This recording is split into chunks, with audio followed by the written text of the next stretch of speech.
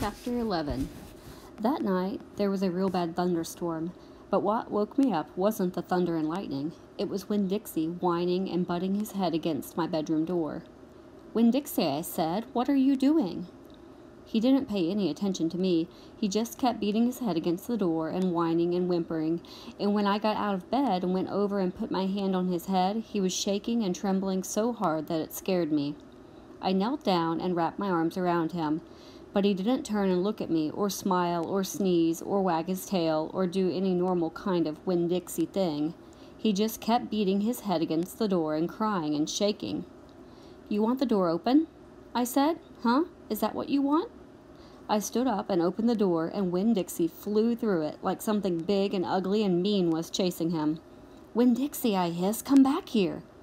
I didn't want him going and waking the preacher up, but it was too late. Winn-Dixie was already at the other end of the trailer in the preacher's room. I could tell because there was a spring sound that must have come from Winn-Dixie jumping up on the bed, and then there was a sound from the preacher like he was real surprised. But none of it lasted long, because Winn-Dixie came tearing back out of the preacher's room, panting and running like crazy. I tried to grab him, but he was going too fast. "Opal?" said the preacher. He was standing at the door to his bedroom, and his hair was all kind of wild on top of his head, and he was looking around like he wasn't sure where he was. "Opal? What's going on?" "I don't know," I told him. But just then, there was a huge crack of thunder, one so loud that it shook the whole trailer, and Winn-Dixie came shooting back out of my room and went running right past me, and I screamed, "Daddy, watch out!" But the preacher was still confused. He just stood there, and Winn-Dixie came barreling right toward him like he was a bowling ball, and the preacher was the only pin left standing, and wham! They both fell to the ground.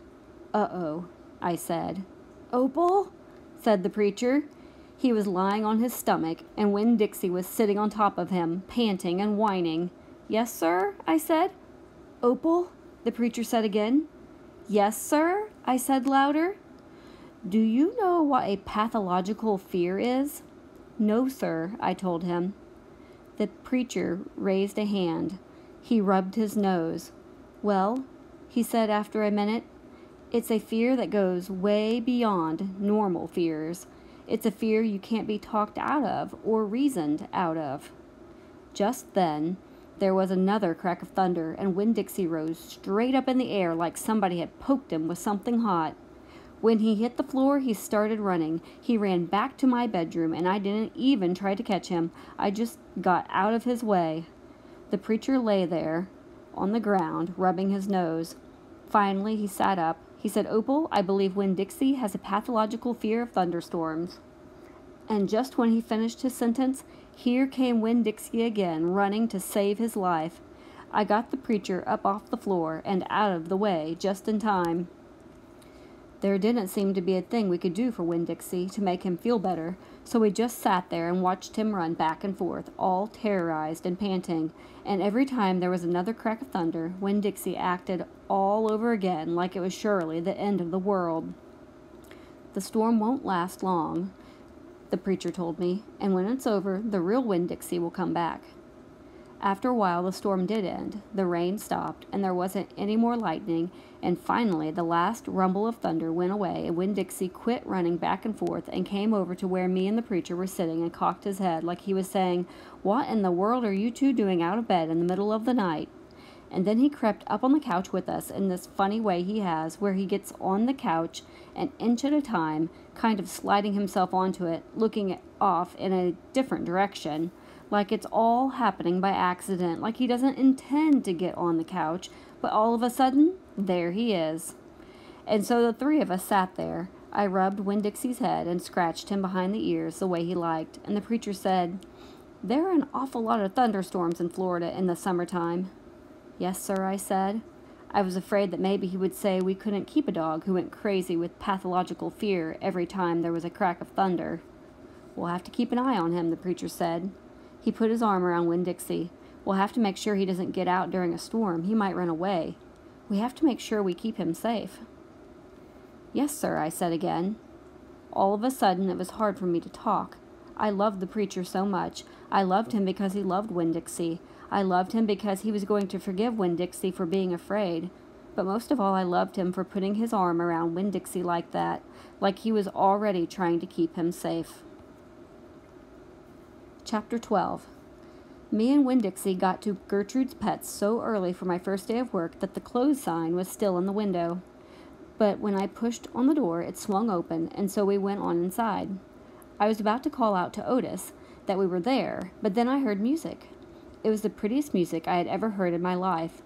I looked around to see where it was coming from, and that's when I noticed that all the animals were out of their cages. There were rabbits and hamsters and gerbils and mice and birds and lizards and snakes, and they were all just sitting there on the floor like they had turned to stone, and Otis was standing in the middle of them. He was playing a guitar, and he had on skinny, pointy-toed cowboy boots, and he was tapping them while he was playing the music. His eyes were closed, and he was smiling. Winn-Dixie got a dreamy kind of look on his face. He smiled really hard at Otis, and then he sneezed, and then his whiskers went all fuzzy, and then he sighed and kind of dropped to the floor with all the other animals. Just then, Gertrude caught sight of Winn-Dixie. "Dog!" she croaked, and flew over and landed on his head. Otis looked up at me. He stopped playing his guitar, and the spell was broken. The rabbits started hopping, and the birds started flying, and the lizards started leaping, and the snakes started slithering, and Winn-Dixie started barking and chasing everything that was moving, and Otis shouted, "Help me!" For what seemed like a long time, me and Otis ran around trying to catch mice and gerbils and hamsters and snakes and lizards. We kept on bumping into each other and tripping over the animals, and Gertrude kept screaming, "Dog! Dog!" Every time I caught something, I put it back in the first cage I saw. I didn't care if it was the right cage or not. I just put it in and slammed the door. And the whole time I was chasing things, I was thinking that Otis must be some kind of snake charmer, the way he could play his guitar and make all the animals turn to stone. And then I thought, this is silly.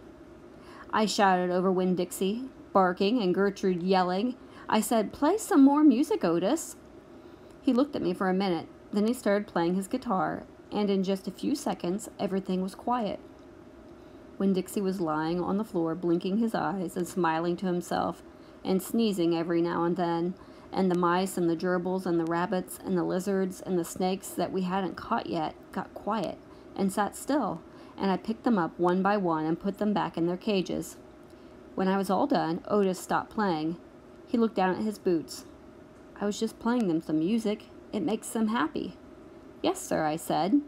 "Did they escape from their cages?" "No," Otis said. "I take them out. I feel sorry for them being locked up all the time. I know what it's like being locked up." "You do?" I said. "I have been in jail," Otis said. He looked up at me real quick and then looked back down at his boots. "You have?" I said. "Never mind," said Otis. "Aren't you here to sweep the floor?" "Yes, sir," I told him. He walked over to the counter and started digging through a pile of things, and finally he came up with a broom. "Here," he said, "you should start sweeping." Only he must have gotten confused. He was holding out his guitar to me instead of the broom. "With your guitar?" I asked. He blushed and handed me the broom, and I started to work. I am a good sweeper. I swept the whole store and then dusted some of the shelves.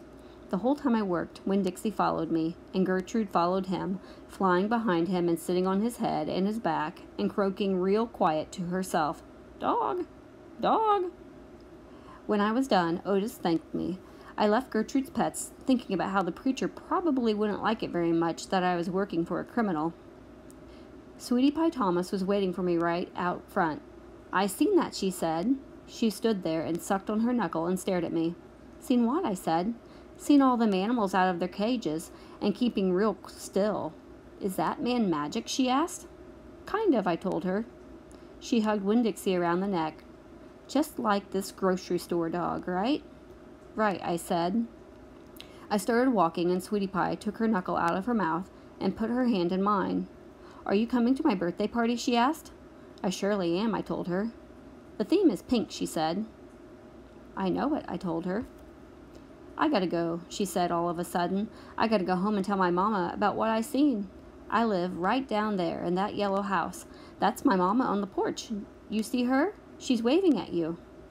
I waved at the woman on the porch, and she waved back, and I watched Sweetie Pie run off to tell her mama about Otis being a magic man.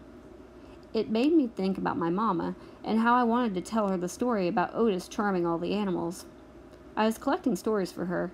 I would also tell her about Miss Franny and the bear, and about meeting Gloria Dump, and believing for just a minute that she was a witch. I had a feeling that these were the kind of stories my mama would like, the kind that would make her laugh out loud the way the preacher said she liked to laugh.